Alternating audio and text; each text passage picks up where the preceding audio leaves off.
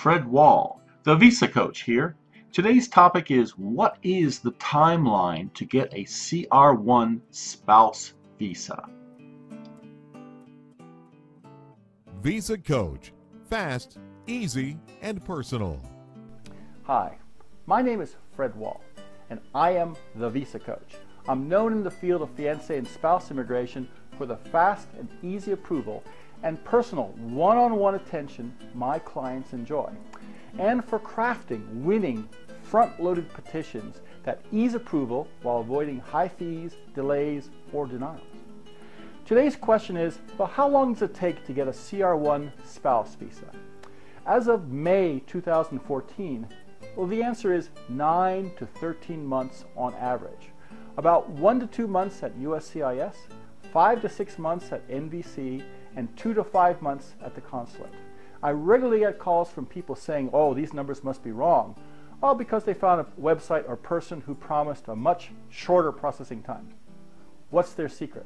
Well, the secret is they're either telling that person what he wants to hear so they can get his money, or only referring to one part of the three-step process, not all the steps from initial submission to finally getting that passport and visa.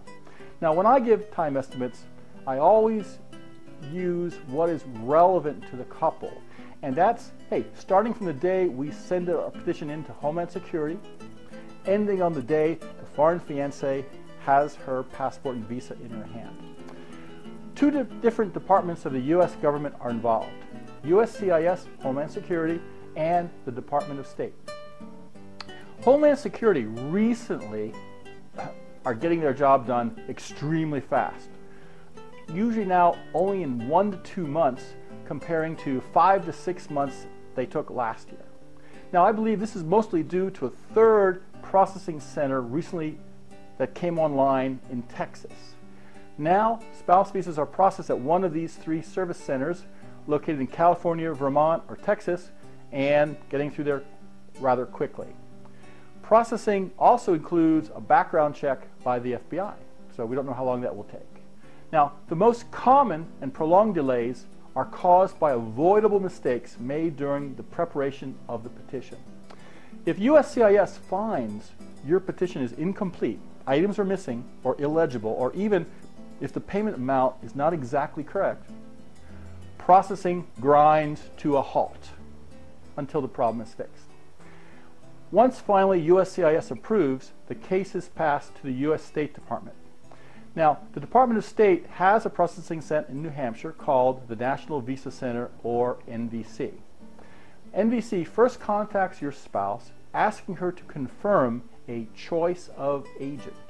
Basically, this is to confirm that you are allowed to look over her shoulder and be copied on all correspondences. It sounds a bit strange, as you are the original sponsor of the petition, but this is a privacy issue that NVC wants to address. Now, after NVC receives the signed choice of agent form, they'll contact you via email with invoices for adjustment of status and visa application fees.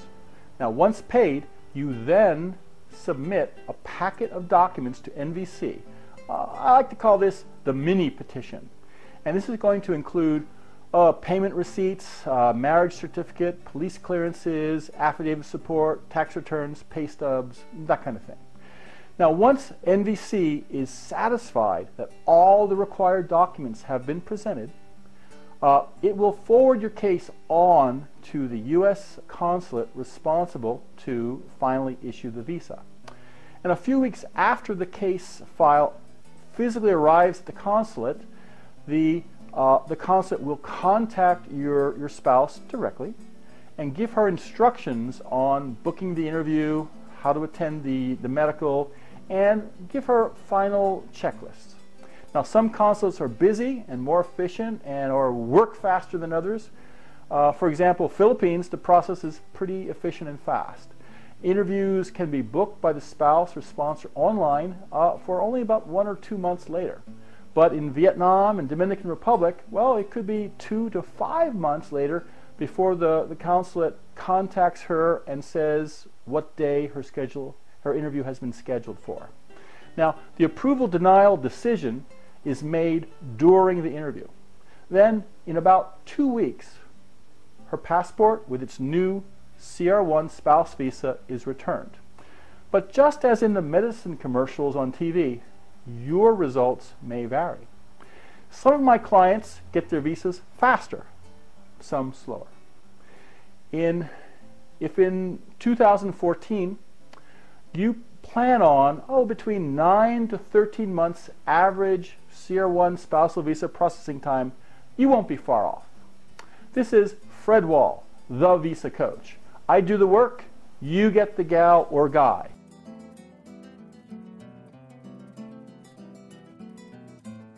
The final challenge before a visa or green card is approved is the dreaded interview.